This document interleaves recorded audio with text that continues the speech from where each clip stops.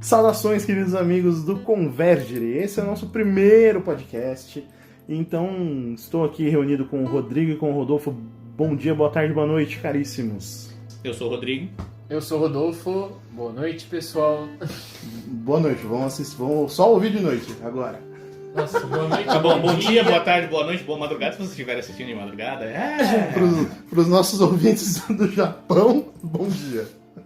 Você tá confiante? A gente ama. Cara, a gente tem...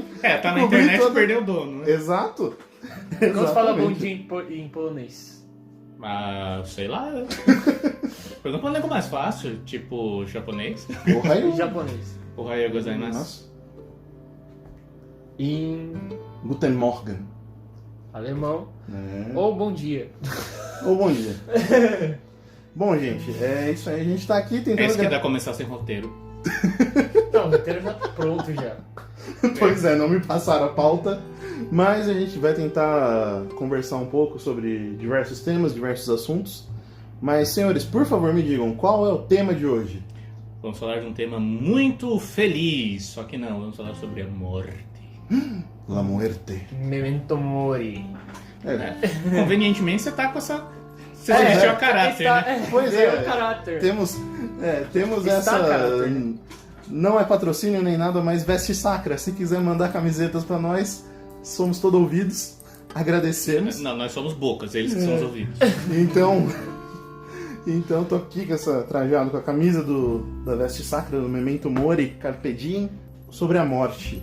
O que a gente vai abordar da morte hoje, então? Como começaremos essa conversa com esse tema tão feliz e alegre, que é La Muerte? Vamos começar com a coincidência da vida, né? Que originalmente nós iríamos conversar sobre esse assunto na última sexta-feira e nós fomos brindados com a triste surpresa de que a mãe de um amigo nosso veio a falecer de forma bem abrupta. E a gente iria até... Eu pensei, sinceramente, não, acho que seria um bom tema a gente fazer isso hoje aqui, mas falei, não, em respeito a ele, acho melhor não. Porque eu sei o que é perder uma mãe e é complicado. Mas e aí? Mas se a gente parar pra pensar bem, a morte é o que dá sentido pra vida. Sim. Porque a morte nada mais é do que o fim de todas as mudanças.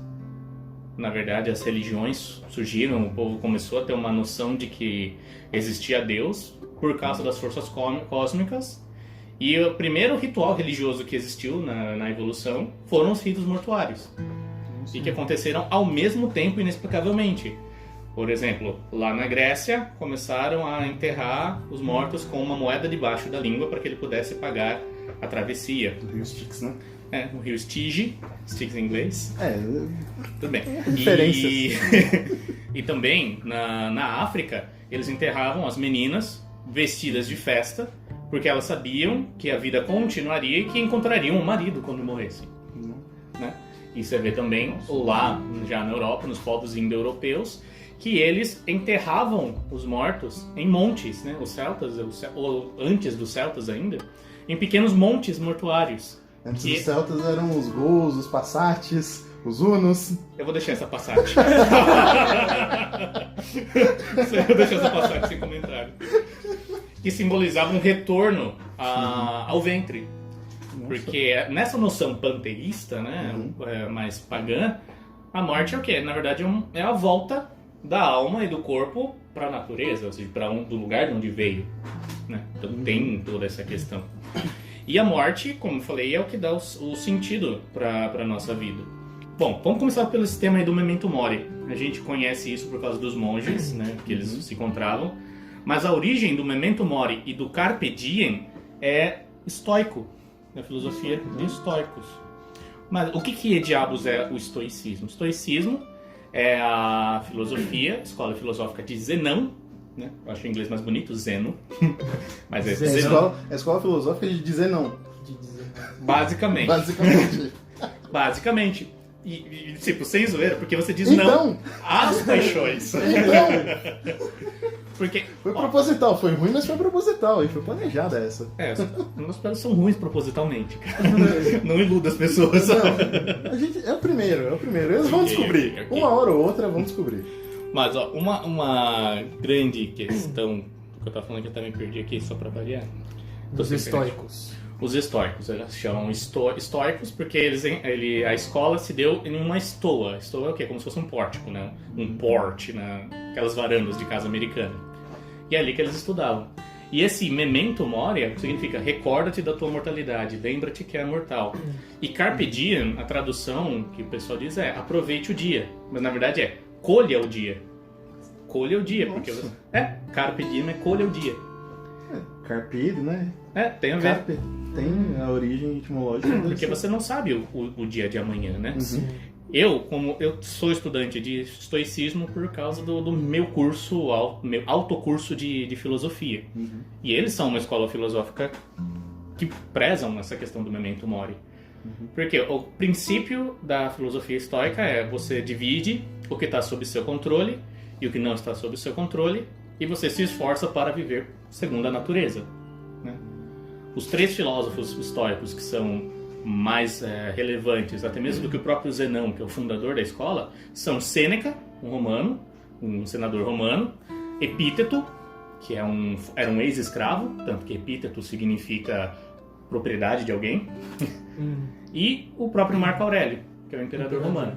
E eles são separados aí por uns bons anos entre si. O manual da vida boa é de Epíteto. E as reflexões de Marco Aurélio, elas são um diário que ele faz para si mesmo. E quando ele fala da morte, que ele manda essas notas para si, ele lembra que a única coisa que você tem o controle realmente é o hoje, né? Deixa eu ver se eu consigo achar a passagem que eu li aqui. Ó, o trechinho que eu queria ver aqui. Está no livro 2º de Marco Aurélio. Mesmo que você fosse viver por 3.000 anos ou ainda 10 vezes mais, ainda assim devia lembrar-se que nenhum homem perde vida alguma além daquela que ele vive hoje. Nem vive outra vida além daquela que se vai. Assim sendo, as vidas mais longas e as mais breves, por fim, se equivalem, pois que o presente dia é o mesmo para todas as vidas, embora o dia da morte seja particular a cada uma delas. Desta forma, tudo que se perde assemelha-se a um breve momento, pois um homem não pode perder nem o passado e nem o futuro. E como ele poderá ser privado daquilo que não possui, né? E aquilo que também está na descrição da antífona, do invitatório da liturgia das horas, que é o amai-vos uns aos outros dia após dia, enquanto ainda se disser hoje, que é de Hebreus. Nossa. E tudo isso é o que realmente orienta a vida, porque a morte ela tem muita simbologia que as pessoas não prestam atenção. Por exemplo, o formato do caixão. Já parou para pensar por que o caixão ele é sextavado? Porque eles representam os 6 dias da criação e no 7º você descansa. Caraca! E nós vivemos numa época em que todo mundo quer esquecer que a morte existe. Exatamente. E é interessante a gente ver, a morte ela tem todo esse significado, ela tem isso e o momento, o timing, acho que foi muito proposital da gente. Sim. Pra que todos saibam, eu não sabia do tema, fiquei sabendo no momento do cancelamento, mas desde já também quero deixar aqui retratado a nossa solidariedade ao nosso amigo que a mãe faleceu, tá? Saiba que está em nossas orações. Que Deus a tenha. Que Deus a tenha. E pedimos a todos que rezem pela alma dela também. E justamente isso, o processo da morte, ele está intimamente ligado com a maturidade. Porque quando a gente faz uma escolha na nossa vida, a gente está antecipando a morte. A gente faz uma determinada, seja ela qualquer decisão na nossa vida, a gente fecha um caminho. A gente abre um caminho novo e fecha uma porta. E isso justamente é a gente aprendendo a morrer. Então o processo de maturidade, esse amadurecimento da pessoa, ele está intimamente ligado com a morte. Porque, imagina, vamos supor assim, hoje eu quero casar e ter um filho. Beleza, eu vou lá, acho uma mulher, tal, a gente casa e vai ter um filho. Beleza, casei, tenho um filho, nasce meu filho. Quer saber? Cansei de ter filho, não quero mais casar, não quero mais ter filho, acabou. Eu vou poder deixar de ter a minha mulher, deixar de ter meu filho?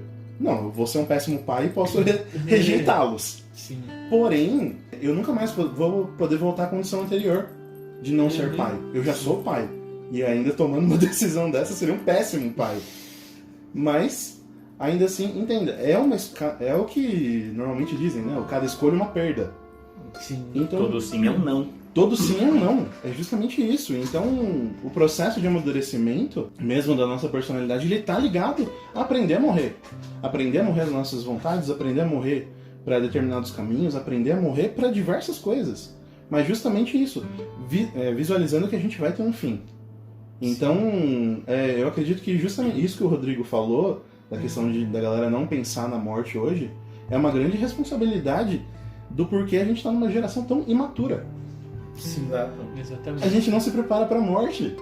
A galera não pensa. Tipo, a gente tem toda a visão cristã, né? Então nós pensamos no céu, nós desejamos e ansiamos ali um dia voltar para a casa de Deus. Porém, quantos mesmo no nosso meio, católicos ou diversos, que nem sequer sequer pensam ouvir nisso. da morte. Nem quer Exato. pensar na palavra morte. Exato, querem viver aqui ou agora, então só importa o hoje. Pegam um carpe diem e reduzem para um utilitarismo no dia e Para o viver hedonismo também, um né? hedonismo e viver o máximo de prazer, o máximo de alegria, o máximo de tudo hoje.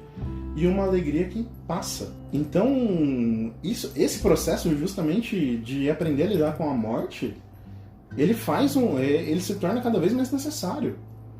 Então, eu tava vendo também, é interessante, só uma observação, tava vendo uma reportagem, uma psiquiatra dando uma aula lá, dando uma entrevista, falando sobre os psicopatas, né? E o psicopata, ele começa a dar característica na infância justamente porque ele não consegue lidar com certos sentimentos. Para ele é indiferente. Então, por exemplo, uma criança psicopata, ela foi lá e destroçou o gato. Aí a mãe foi perguntar, nossa, por quê? Queria ver como era o sofrimento dele. Gente, então pensa, na cabeça de um psicopata, ele vê justamente isso. Ele não vê o sentimento, mas ele quer ver essa reação. Aí que tá, mesmo um psicopata, ele quer vivenciar algo para saber como que é. A gente tá numa sociedade hoje que a galera não quer nem vivenciar. Tá boa a realidade, tá aqui, vou continuar e acabou. Então, pensar, que tema excelente. Eu peço que façam temas, mas me avisem pra não faltar também. Primeiro Você sempre nem fez pauta. Mas mesmo assim, Isso foi um despautério. o cara vem aqui cheio de anotação, vem aqui cheio... A anotação tá na minha cabeça, cara. Mas mesmo assim, eu tô tentando ligar aqui tudo, pô. Não, mas é o seu papel. Sim. Mas eu preciso estudar também, poxa. Beleza. Mas é que a morte é uma coisa que, querendo ou não, a gente já medita. Sim. Por sermos cristãos. Mas além do que, a gente tá tão envolto pela morte que a gente nem se dá conta. Porque, ó, uma coisa que a irmã Jaque falou pra gente um tempo atrás, que os padres do deserto, eles já deitavam pra dormir como se fosse morrer. Sim. E outras implicações que isso tem é com a fala de nosso Senhor Jesus Cristo. A cada dia basta o seu mal. Porque, pô, todo dia a gente morre. O dia não começa e morre. Fazendo uma outra ponte com esses lances dos reencarnacionistas. De onde eles tiraram essa ideia de Dharma e Karma e tal? Querendo ou não, é dessa sequência de morte e ressurreição. Você morre à noite e ressurrecta no outro dia. Acho tão bonito você falar ressurrecta. Nossa, Ressurrecta no outro dia, nem sei se existe. E ressuscita no outro dia. Porque é isso. E se você não terminou o seu dia anterior, se você você chega no fim do dia e esse dia não terminou, você se sente incompleto já. Sim. Então, já é uma questão, uma experiência de morte. Porque quando a gente pega também o Gasparzinho e esse outra linha, tipo, os fantasmas estão entre nós porque eles estão com assuntos que não foram resolvidos. É a mesma história, é a mesma noção de que a gente tem um papel a cumprir, a gente é uma tarefa, então não consegui completar. E agora? Morri. E agora? E eu morri. Esse é o nosso meme. deu ruim já. Na primeira já. Tem que deixar a nossa marca. Exato. Morri. Mas por que que... Eu morri, né? Estou muerto! Estou muerto! Estou muerto! Roddy, estou muerto! Estou Pra quem muerto. não pegou a referência, procure Porquinho Rodolfo no YouTube. Estou muerto! Estava dormindo? Ai, que susto! Roddy! Mas é interessante a gente ter em conta que a própria sociedade, o ser humano em si, ele já nasce com esse medo de morte, né? Ele já tem... E é preciso enfrentar esse medo, né? Uma realidade que quem foram os padres do deserto? Fazer a mesma, situando o pessoal no contexto também, né? Os padres do deserto foram certos religiosos que entre os séculos 3 e 5, quando o imperador ele fez o decreto do cristianismo como religião oficial do Império Romano, o que aconteceu? Os pagãos não deixaram a religião pagã e aderiram por obrigação, por decreto do imperador. Ou seja, o cristianismo estava sendo descaracterizado por causa dos pagãos, né? E uma série de pais e mães aí resolveram se refugiar no deserto para poder viver realmente, ter essa vivência do evangelho, né? Através da oração, do silêncio e da solidão, né? Se refugiavam no deserto exatamente para tentar ter esta vida contemplativa, né? São os primeiros protótipos do que nós temos hoje como os monges, né?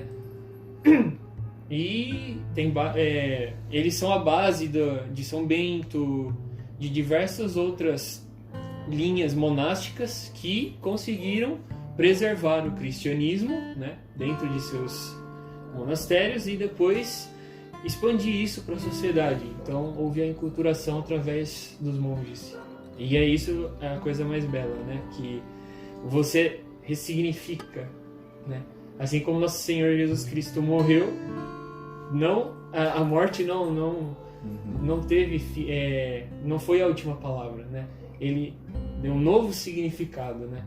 Só que infelizmente hoje as pessoas com que nós vivemos têm esse medo ainda, né, da morte, não podem nem pensar na palavra morte, né?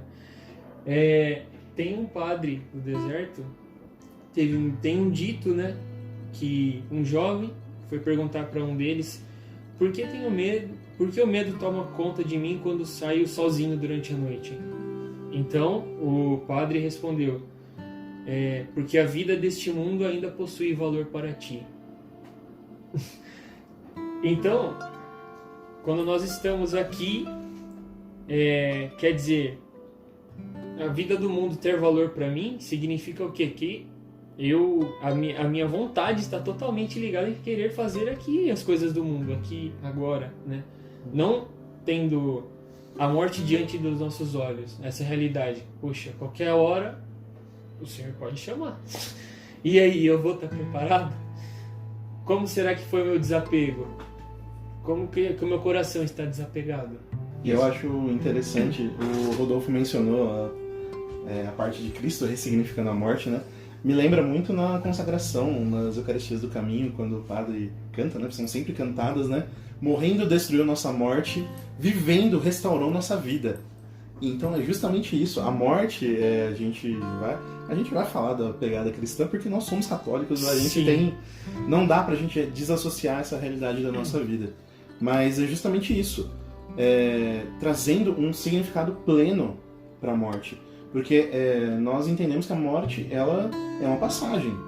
A gente vai, não é o fim. E se a gente está preso na realidade daqui, a gente vai ficar justamente como esses fantasmas. Uhum. Então, cada dia que a gente morre, a gente fica esses fantasmas e tal. Mas Cristo nos mostrou o verdadeiro significado da morte. E outra, nós esperamos um dia chegar ao reino dos céus. Então, para chegar no céu, a gente precisa morrer. Uhum. Não adianta, é fato. Sim. É fato, todos nós teremos que passar por isso. E Cristo já abriu a porta. Ouviu, comunistinha? Não vai existir paraíso na Terra. Falei que vai ser o Chico daqui.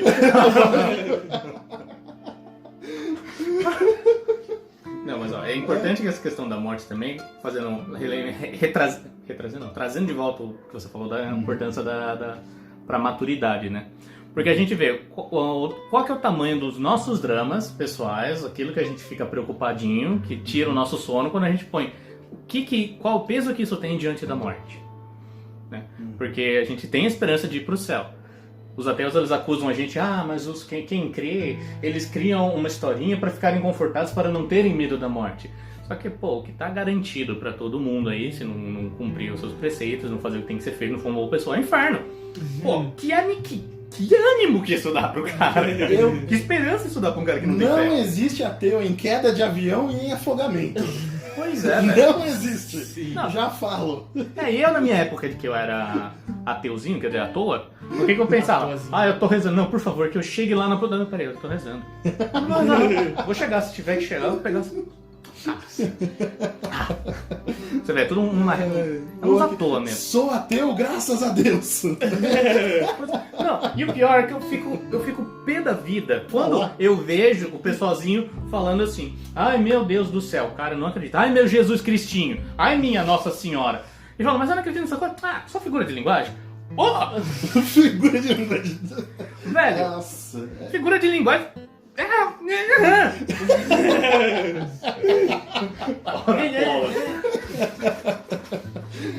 Friedrich Nietzsche, né, o cara do niilismo, um filósofo que todo mundo ama e tal. Quem? Friedrich Nietzsche. Não, quem ama ele? Eu amava quando eu era idiota. Desculpa. Nem menciona ele que eu já falo. Tá refutadaço no livro Hereges do Chesterton. Leiam Chesterton que vocês vão ver que tudo que o Nietzsche fez aí...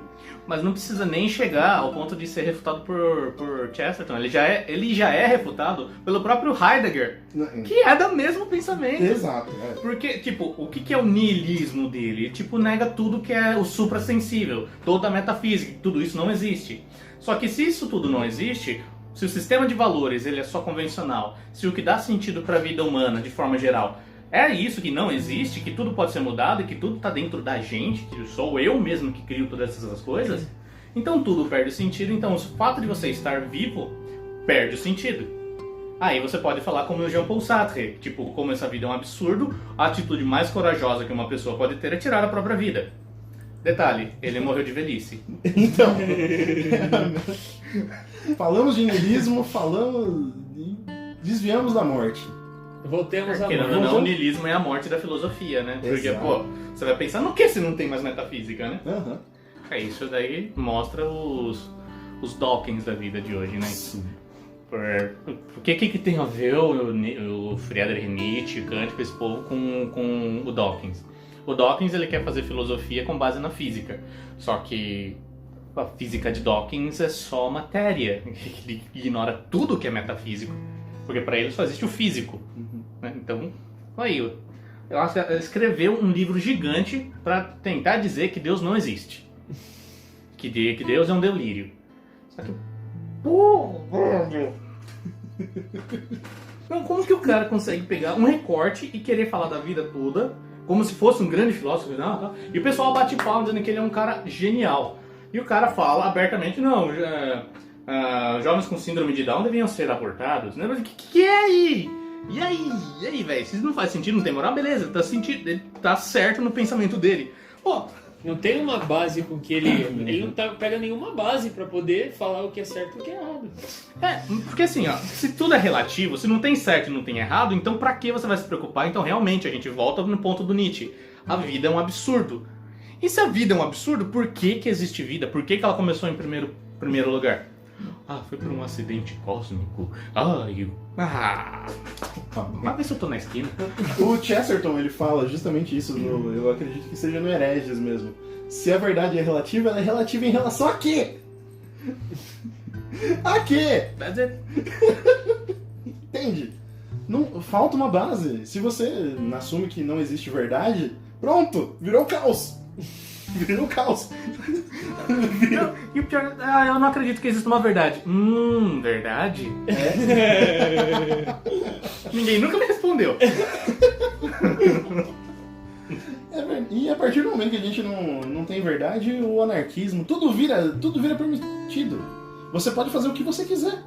E aí, sobre a grama, passa até a cor que ela quiser. A grama é verde e o céu é azul. Não, do meu ângulo, a grama é azul e o céu é verde. Poxa, você Legal, tá... vai procurar um médico, seu daltônico. Ou para de usar drogas, né? Porque tá vendo... Não, mas a grama de vez em quando ela é verde, mas se você olhar direito, às vezes ela tá amarela e às vezes ela tá um pouco mais escura. porque ela tá morta. Exato. Exato. O cadáver tá fedendo, o que você tá querendo reanimar? Porque o cadáver, ou ele é cadáver, ou ele tá vivo, ou ele tá morto, ele não pode estar os dois. Essa questão do zumbi é o Schrödinger, o maldito do Schrödinger. Tem que chamar o Clayton um dia pra pedir pra ele explicar a equação lá do Schrödinger. Não, velho. Não. Eu já vi e já entendi o que ele quer dizer, mas não faz sentido. Ele faz. Mano, não. Tá, ok. Tipo Aristóteles, ó. Ou é ou não é. O terceiro não existe. A arte dessa de vitrine desse podcast vai ter lá, tipo, um lado Aristóteles, um X, o outro um gato. Numa caixa. Já temos o nome do primeiro episódio. Aristóteles versus Schrödinger. Schrödinger de quem? Cheiro de quem? Mas, gente, eu queria falar um pouquinho também, já que a gente tá falando da morte em si, a gente falou dessa coisa, mas eu acredito que seja importante a gente tratar da forma de lidar com a morte também. Eu acho que é importante a gente falar das 5 fases do luto. Porque acaba acontecendo, né? Acaba sendo... Todo mundo que já perdeu alguém na vida acaba entendendo isso. E essas fases do luto, elas acontecem toda vez que a gente toma uma decisão também. Seja uma decisão que a gente escolheu, ou seja uma decisão que foi forçada.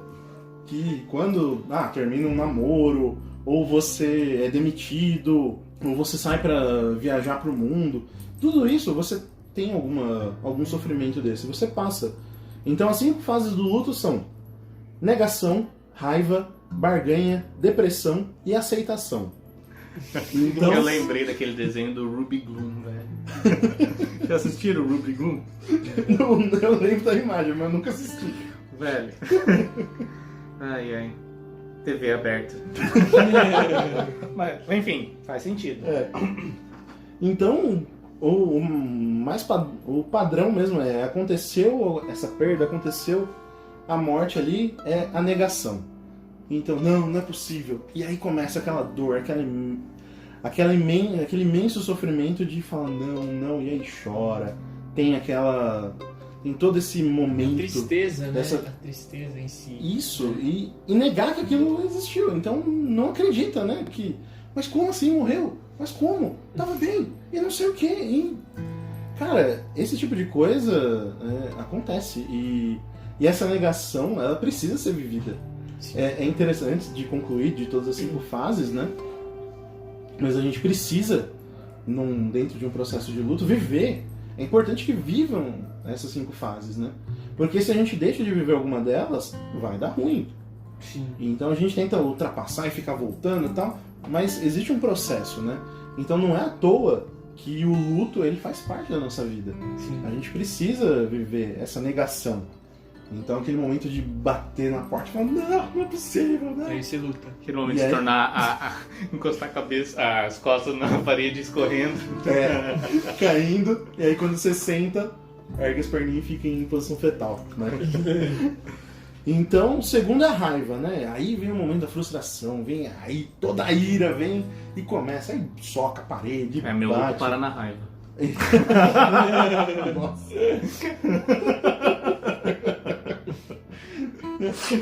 Melancólico. E vem, Ouvindo a força do ódio, né? não é à toa. Não é à toa. Pois é. E essa raiva ela dura. É bom que ela aconteça e é bom que ela passe. E é bom que ela passe. É bom que a gente viva isso e não fique, como o Chico diz, né? Aquele negócio que vai ficar o dia inteiro deitado, com raiva, e socando o travesseiro, gritando. Mas viver isso num momento. Um momento determinado, né? Depois vem a negociação ou barganha, né? E aí fala, não, e começa a negociar até com Deus, né? Começa, Jesus, me devolve tal pessoa que eu faço não sei o quê. Não, Deus, eu vou daqui até Aparecida. Então, essa negociação com Deus, com os outros, e falar, tipo, chega aquele cara todo meloso lá pra mim, volta pra mim, eu serei um cara melhor, e eu vou mudar. E fica essa melancolia, assim, mas sem sentido. Sendo que o ideal é enfrentar as coisas, mas precisa passar. Eu sei, meu amigo garoto juvenil criado leite com pera.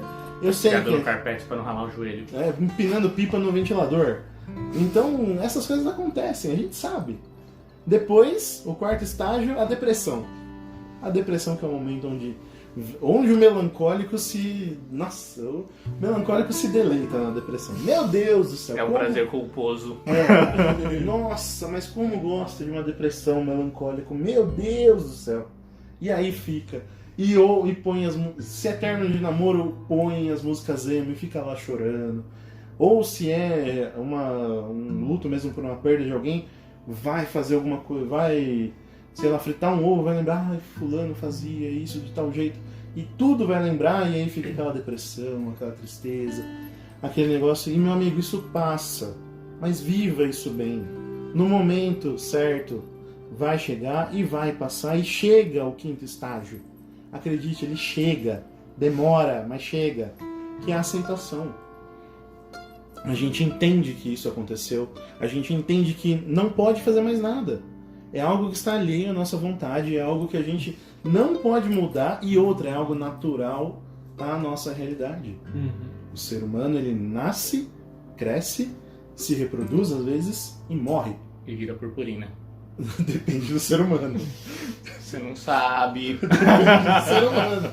Olha, eu já vi uma exumação. Não tinha purpurina ali. A purpurina gótica.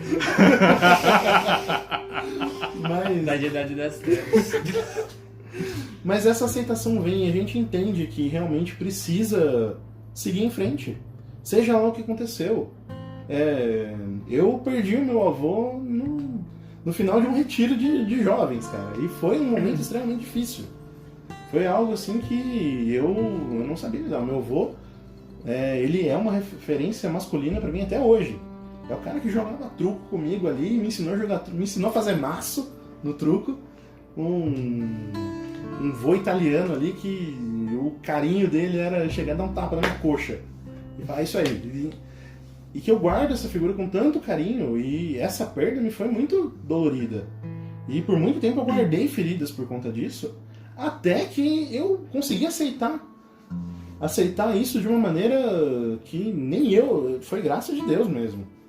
E tem isso como um ciclo fechado, porque nós precisamos enterrar os nossos mortos.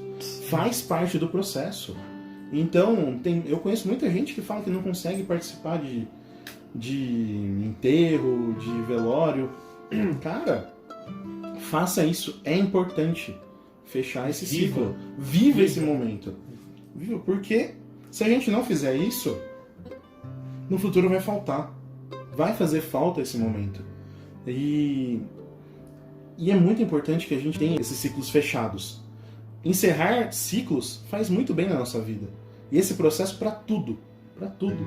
Pois é. E continuando ainda nessa linha, do porquê que as pessoas ficam tanto assim traumatizadas quando perdem alguém, é porque não se preparam para essa situação, né? Tem um dos exercícios dos estoicos que chama exatamente o premeditatio malorum, que traduzindo literalmente, é a premeditação da morte. Quer dizer que você vai pensar como você vai matar o peão? Não, isso é psicopatia. Isso é você imaginar realmente como você reagiria e como seria quando você perder uma pessoa que você ama, uma pessoa querida. Porque, por exemplo, é doloroso fazer esse exercício, mas é você meditar. Nós somos ensinados, nós que somos católicos, a meditar na nossa própria morte. Desculpa. Não é... Bruno, não é pra cortar. Enfim. Onde eu estava? Não somos ensinados a meditar na própria morte. Isso, nós somos ensinados a meditar na nossa própria morte. Ou seja, pensar como que nós vamos nos apresentar diante do tribunal de Cristo. Porém, um exercício que é mais dolorido, mas que é extremamente necessário, é a gente meditar a perda dos nossos entes queridos. Porque é um exercício doloroso, mas que precisa ser feito. Cara, quantas e quantas vezes eu já não tive essa meditação pensando, poxa, e aí? Como será se um dia a Bruna morrer? Né? Quem é Bruna? Bruna, minha esposa. É a Bruna, mozinho. Amor do meu coração, te amo. Sei que você vai ouvir. Eu sei. É doloroso, mas você precisa meditar.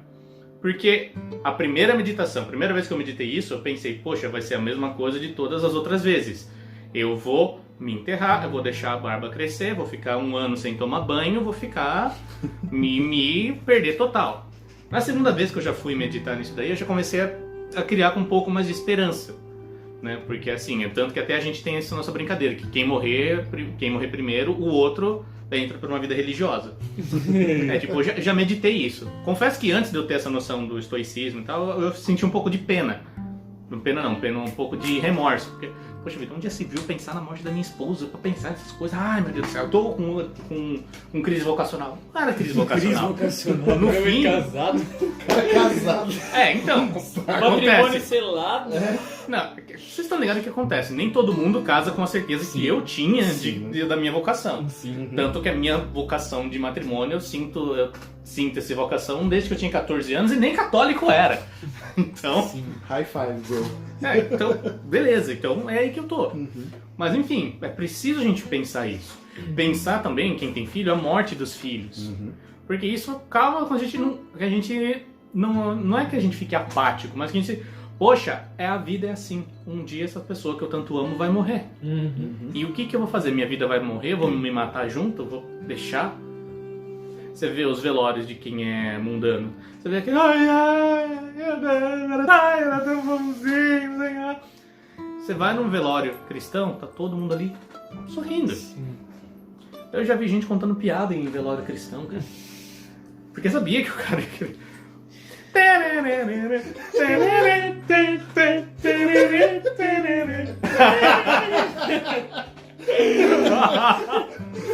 Se você não está ouvindo isso em 2020, procure o meme do caixão.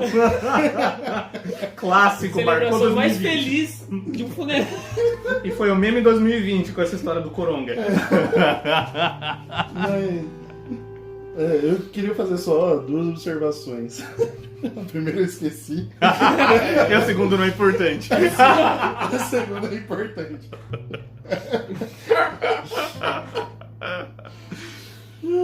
Lembrei. Tá. Lembrei do Zé do Caixão Não. agora também. Morreu também. Vai, tá vendo? Até o Zé do Caixão morre, Então... pô. Quem dirá você? Zé do Ser Caixão. humaninho. Seu maninho. Vamos lá. Primeira observação. O que é o natural? O natural são os pais enterrarem, os filhos enterrarem os pais. Esse é o natural. Mas não é porque é natural que sempre vai ser assim. Sim. Acontece. É dolorido? Poxa, o Rodrigo ele perdeu a mãe, o Diego perdeu a mãe. A gente sabe que isso é algo dolorido assim extremo. Eu perdi o meu avô e eu sei que isso dói. Todo mundo que perdeu alguém sabe o quanto é doloroso. Mas, gente, é o natural. Os filhos enterrarem os pais. Esse é o natural. É algo que vai acontecer, é algo dolorido que tem que ser vivido, mas esse é o natural. O não natural é justamente um pai enterrar um filho. Isso eu já ouvi durante o ensino médio, assim que a gente se formou, teve um rapaz da minha sala que ele faleceu num acidente de carro, né?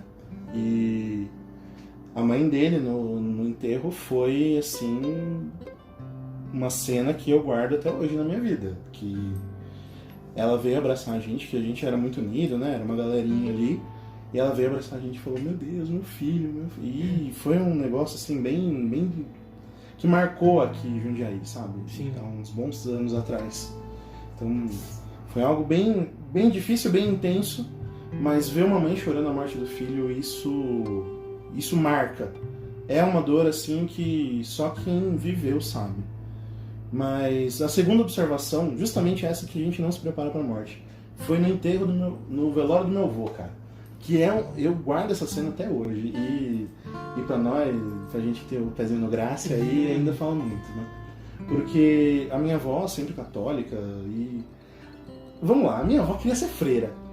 E teve a vocação negada pelo meu bisavô. Você não vai ser freira não, você vai casar. Então você imagina, já é uma freira frustrada. E essa mulher é santa. Vocês conhecem a avó Grácia, né? Um beijo, Vadeu, um beijo. Beijo na sua alma. Eu não te conheço, mas um beijo. A Micta chama ela até de vó Grácia. Faz exercícios de Santo Inácio de Loyola e lê a passagem bíblica e desenha. É artista, é muito da hora. Enfim, no enterro do meu avô, no velório, minha avó não chorou, cara. Ela não chorou. E lá rezando e tal. Eu sentei do lado dela e falei, vó morreu, tá ali. Tipo, poxa, por que a senhora não tá chorando? Ela, porque eu olho pro caixão e eu só vejo como se fosse uma fonte jorrando água da vida.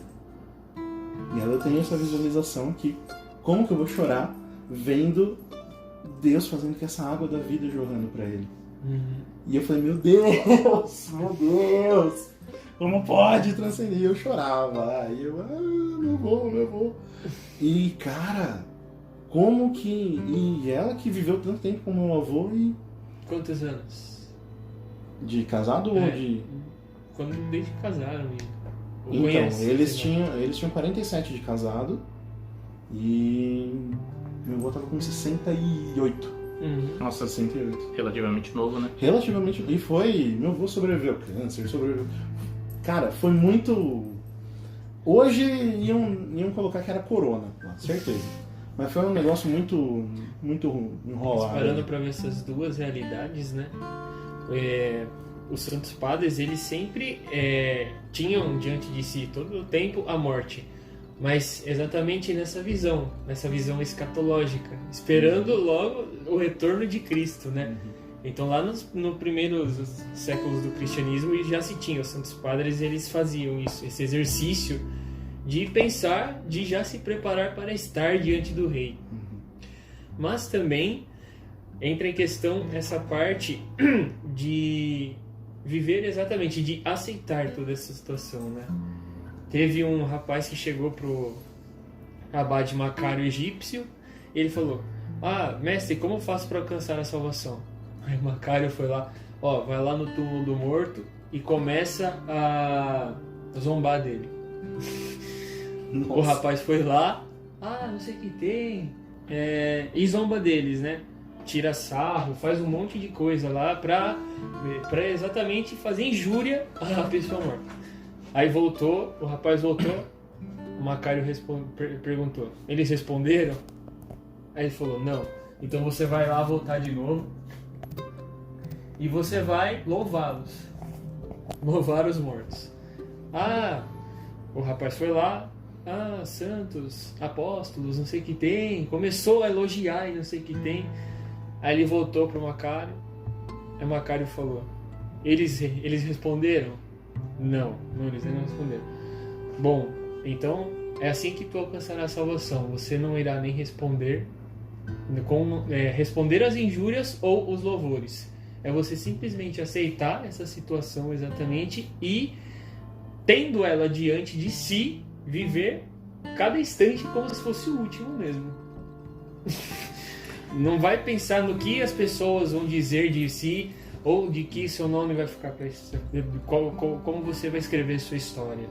Não, a partir de como a pessoa vive a vida, isso por si só ela já garante que essa paz quando a pessoa morre.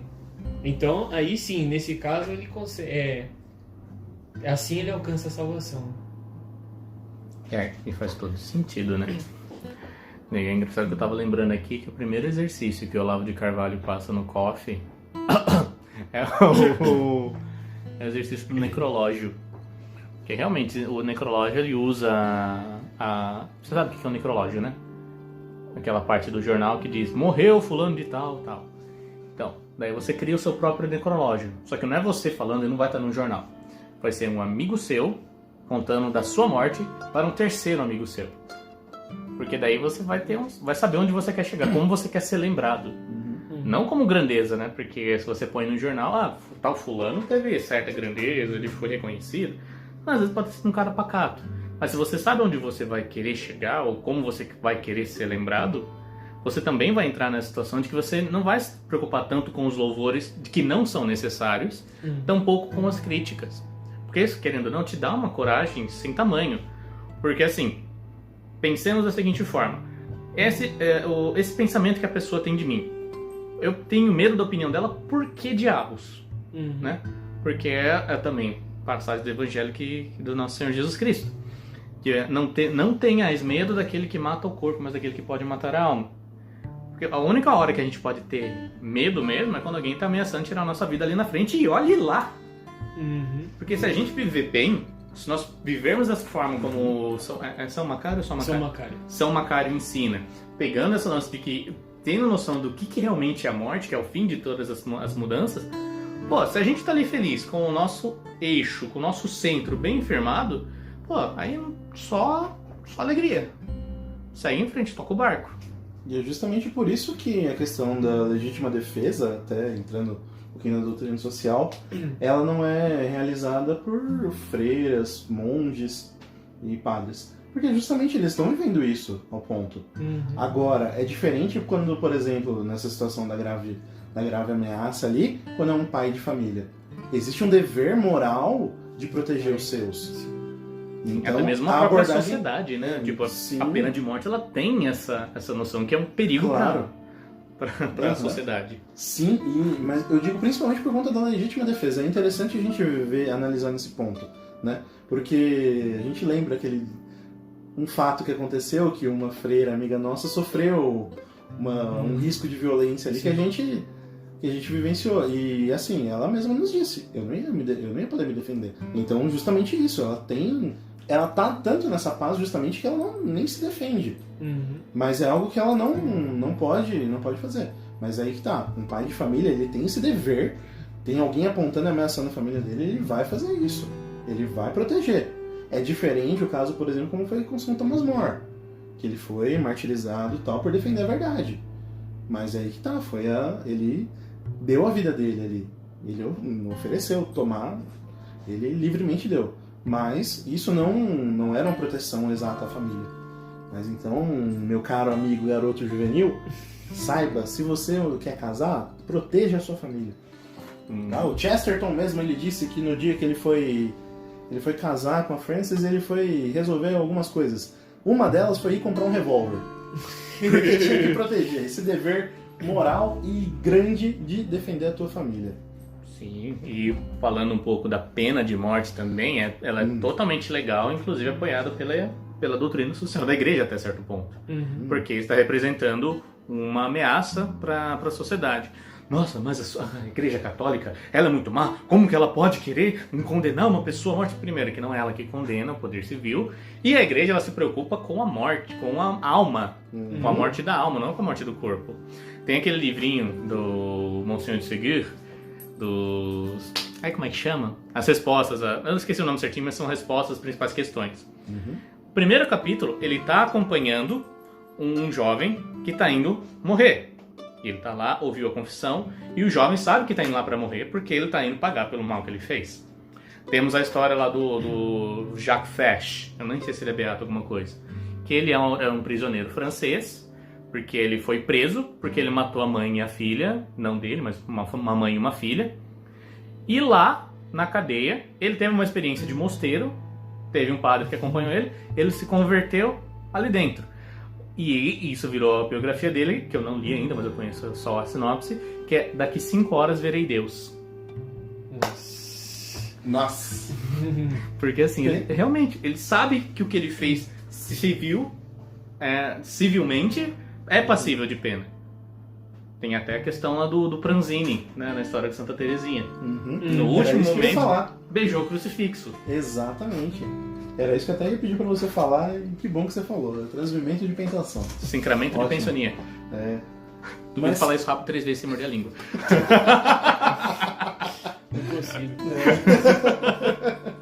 Mas cara, quando a gente para pra pensar isso e assim, é muito louco. Vocês conhecem a minha história, né? Eu não vou discorrer aqui porque já foi 1 hora de podcast. Se for discorrer, fazer o podcast da minha vida, vai dar 1 ano pra É uma fazer. pregação de 1 hora num grupo de oração. 1 hora? Resumido. 1 hora? Tá bom, assim, O Jalá que foi 2 horas, fião. E com Então. direito a fantasias. Eu vesti até uma peruca. Sem Enfim, contexto. Pormenores. Mas, cara, eu que tive o... eu vou usar os termos dos náufragos aqui à vontade. Não negamos nossas referências. Eu tive um naufrágio total por 5 anos, cara. Então, imagina.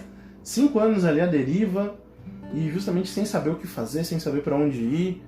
E perdido na vida, atrasando a vida de um monte de gente ainda e simplesmente sobrevivendo. E ao ver isso hoje e olhar e falar, nossa, cara, eu poderia ter feito tanto, poderia ter...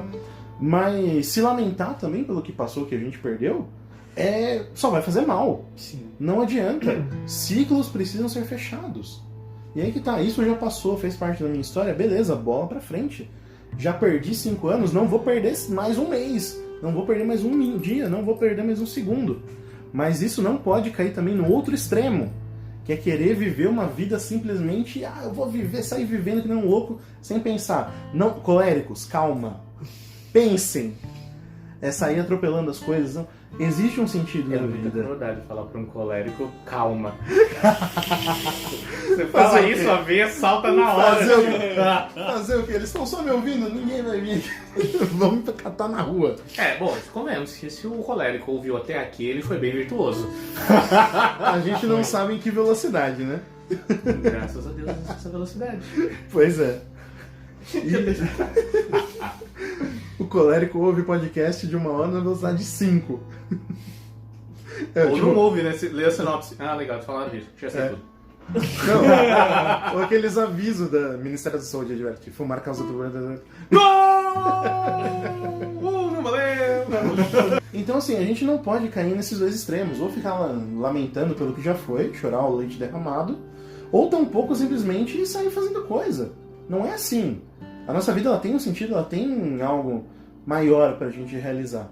Certo? Por mais que a gente deva fazer as coisas, os nossos deveres precisam ser realizados. Mas a gente tem que construir algo para a eternidade. E as coisas desse mundo, elas são degraus que a gente vai galgando. Mas simplesmente fazer por fazer, não adianta. Existe e é necessário um sentido maior. Sim. Então não adianta a gente querer, eu vou simplesmente sair, eu vou acabar com a fome na África, então eu vou comprar tudo em comida e vou sair fazendo. Cara, transcenda isso. Ofereça isso para Deus, ofereça como uma oblação. Porque simplesmente fazer também não adianta. É bom, mas é um ato moral. Cadê a virtude? Sim. Cadê o transcender disso? Isso parte do princípio básico do nosso batismo. Que nós morremos para que estar aqui nesse mundo, né, no tempo, né, para as coisas do mundo, mas queremos exatamente querer essa vida eterna, né, estar aberto a viver a vida eterna, né, querer essa vida eterna, transcender exatamente isso, né, a realidade da morte, né, e São Francisco, aqui eu venho recordar São Francisco de Assis que chamava a irmã, né, Irmã, a morte corporal. a morte como irmã, morte corporal, né? Que visão! Que visão! Bendito seja Senhor Deus pelas mãos, uma morte corporal, da qual nenhum vivente Pode escapar! Mas ó, te digo uma coisa. Apesar de ser cego, era um homem de muita visão. Ele ficou cego só no fim da vida. Mas foi. Nossa! Acabou com tudo. Mas, e já pensaram o impacto que é a morte de Cristo? Já pensou? E se Jesus não tivesse morrido? Uhum. Porque tem aquelas teorias, né, do povo doido que fala, não, Jesus não morreu, só ficou quase morto. Daí ele desceu na cruz e casou com Maria Madalena, teve 12 filhos. Nossa, eu sinto o cheiro de crítica de um filme aí da mídia, do Tom Hanks, né? Não, pior que o do Tom Hanks, ele é até mais comportadinho, porque é bem ficção o livro do Código da Vinci. Só que tem um livro que chama A Verdade sobre o Santo Grau, que na verdade é o Sangreal. Sangreado. Tá. E esse que foi provavelmente básico no filme. Nossa, mas que viagem do capeta, velho. O capeta, nossa, brincou de carrossel. Mano, é muito louco. Mas enfim. E o pior, tipo, a morte de Cristo, beleza, todo mundo viu ele morrendo. E todo mundo fala, não, a gente tem que celebrar a ressurreição. Só que meus cabelinhos brancos da barba. Como que ele vai ressuscitar se ele não tiver morrido? Sim. Exatamente. Como que alguém espera celebrar a ressurreição, só a ressurreição, e esquecer do Sem passar sacrifício. pela morte. Uhum. Porque tudo... Que isso? É Páscoa, é Pessach, é passagem. Uhum. Porque na liturgia judaica, tudo foi ali completado. Por que ele disse está consumado na cruz? Porque eles bebiam 4 cálices de vinho na Páscoa judaica. Beberam 3, por isso que eles dormiram, os apóstolos. Porque já estava altinho. Tá vendo? Vinho na Bíblia é vinho, não é suco Aurora. e beleza, ficaram bêbados. Daí, o último vinho dele foi o vinagre, foi a morte. Daí, acabou. Isso é uma coisa que eu tenho... Eu queria lembrar quem é. Eu acho que é São João Crisóstomo, mas eu não tenho certeza. Que ele diz que quando Deus criou Adão, ele colocou ele para dormir e do seu lado tirou Eva. O mesmo Deus Pai, na cruz, lançou o sono da morte sobre o Cristo e do seu lado aberto nasceu a sua esposa, a igreja. Nossa. Você vê, cara. É belíssimo, porque a morte corporal, ela é algo natural, né? Não quis por causa do pecado original, né? E ela é necessária. E ela é necessária para que exatamente nós possamos viver a vida eterna. Exatamente essa passagem. Não conforme os filósofos gregos, né? Platão, se eu não me engano, que dizia que o corpo é um... Ele trancava a alma, né?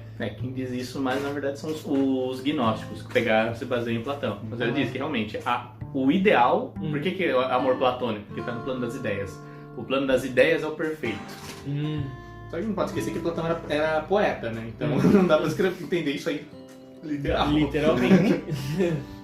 Mas Não exatamente essa vida... Não que o corpo aprisione a alma. Não. Mas exatamente quando nós morremos, né? Trazendo de volta essa realidade do batismo, quando nós morremos, é que exatamente nós ficamos livres. Nosso momento renovação. Vocês já ouviram uma banda chamada Canal da Graça? Uhum. Tem aquela música: assim como a semente precisa morrer pra nascer mais bela. Pô, é isso mesmo, cara. Porque pra gente viver, a gente tem que tomar essa vida de outro ser. Porque pra que a semente dê fruto, ela morre. Sim. E ela dá o broto. A gente come os vegetais vivos. Ouviram, veganos? Você tá comendo a sua alface, ela tá viva. Sente dor, tá ligado? Seu brócolizinho, sua cenourinha. Pronto, só falta falar de futebol agora, cara. A gente já ofendeu todo mundo. Já ofendemos os ateus, Comunista. vegano. Meu Deus. A gente só está constatando fatos. Só falta falar mal de corintiano. Depois a gente vai no bar tomar. Jerusalém!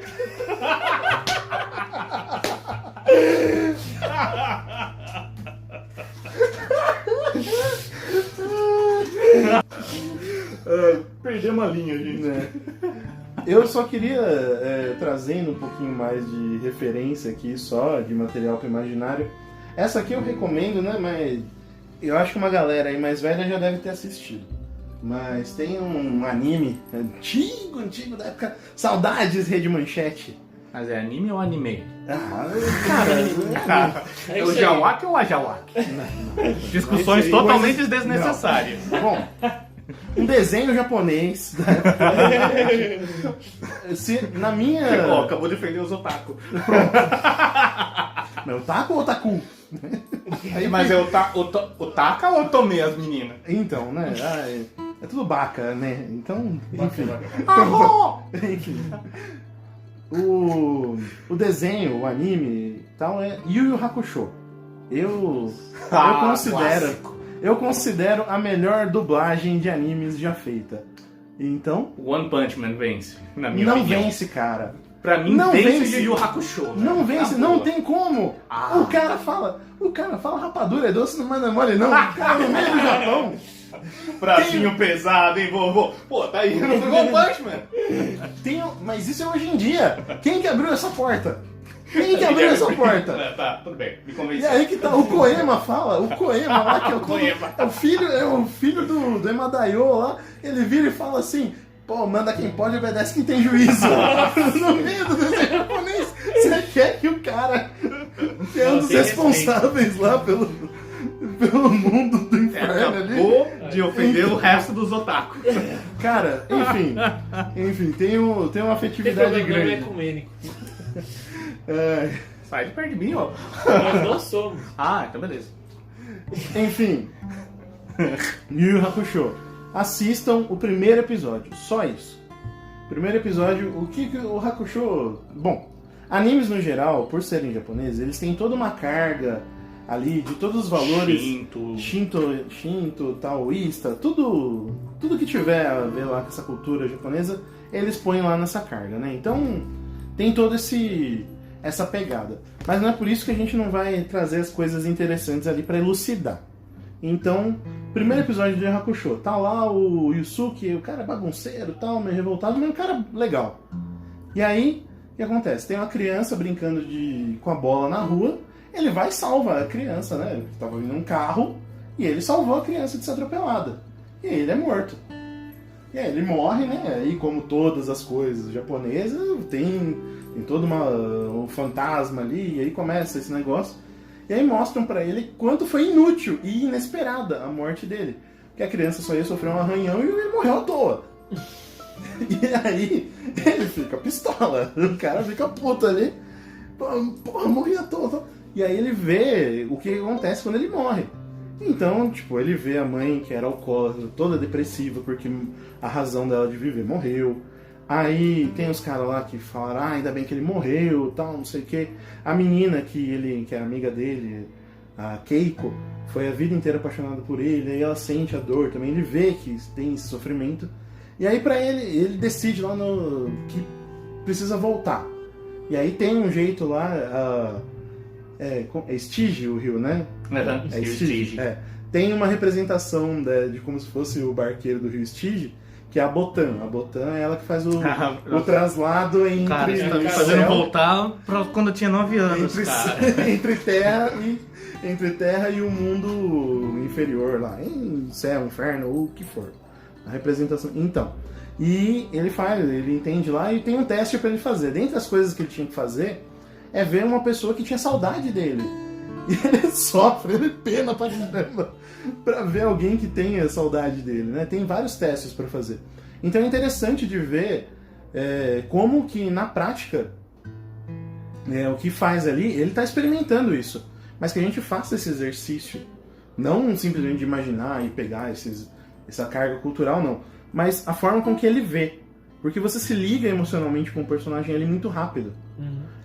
Isso é o bom das coisas dos animes antigos. Eles criam essa relação muito próxima. E trazendo dublado ainda, a voz é fantástica. A voz é o mesmo dublador do Homem de Ferro. Então te traz uma referência boa ali. E é gostoso de ver. Vai fazer... Essa parte do imaginário aí, pode confiar que eu garanto. Essa é a dica do tio Bruno.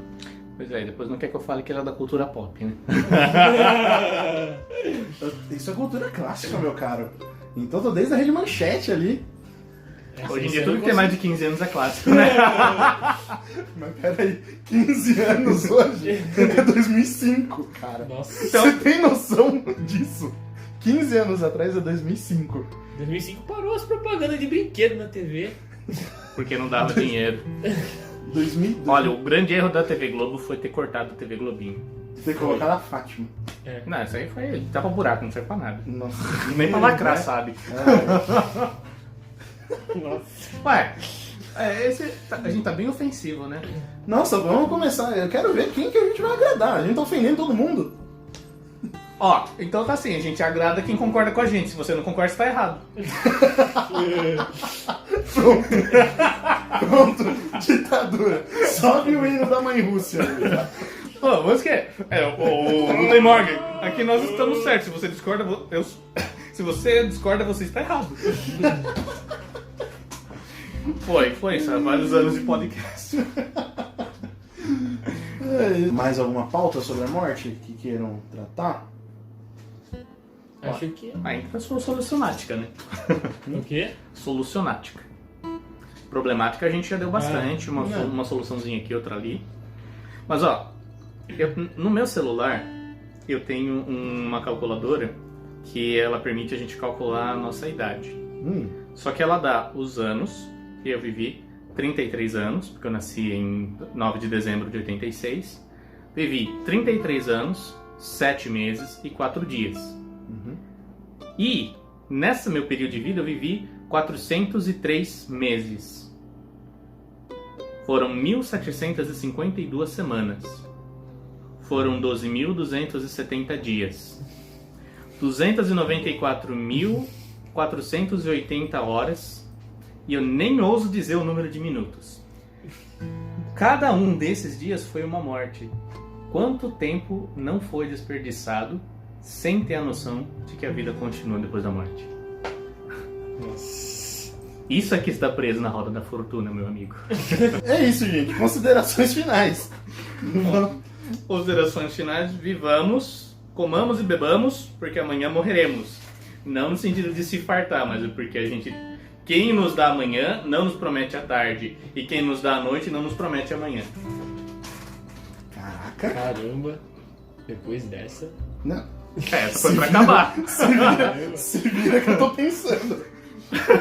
Não, realmente temos essa realidade que nós aqui vivemos no tempo, né? E o tempo, ele passa. Não adianta. Não adianta ir contra o tempo. Não querer fazer as coisas contra o tempo. Mas é realmente viver retamente. Ter uma vida realmente que te leve a pensar na eternidade, né? Não pensar que a partir de eu morrer, a partir do momento que eu fechar meus olhos, acabou tudo. Não. É pensar que ter essa esperança, né? De que se ter uma vida, viver uma vida reta, se Deus quiser vai me chamar para estar ao lado dele, né? Bom, eu queria encerrar deixando uma música de final de um cara que eu discordo muito da opinião dele, mas as músicas tem músicas muito boas. Então, do Eric Clapton, ele perdeu o filho dele, né, quando era mais novo, tal, num acidente. E ele compôs uma das canções mais belas que ele já fez, que é Tears in Heaven. E ele medita justamente dessa vivência, tal, e como ele queria estar no céu junto com o filho, mas ele tinha que viver aqui. E ele ia aguentar aqui o tempo que lhe restasse. Então ele não caiu naquela depressão de tipo, vou me matar que eu quero encontrar com ele e tal. Mas não, ele sabia que ele tinha que ficar aqui. E aí ele fica meditando, né? Se ele vai encontrar o filho. E a constatação final dele ele sabe que no final não haverão mais lágrimas no céu. Nossa. Então isso... Belíssima essa música. Então isso é belíssimo. Foi, Fica essa poesia aí de final. Então, gente, um abraço pra vocês. Que Deus os abençoe. Até a próxima e tchau. Tchau.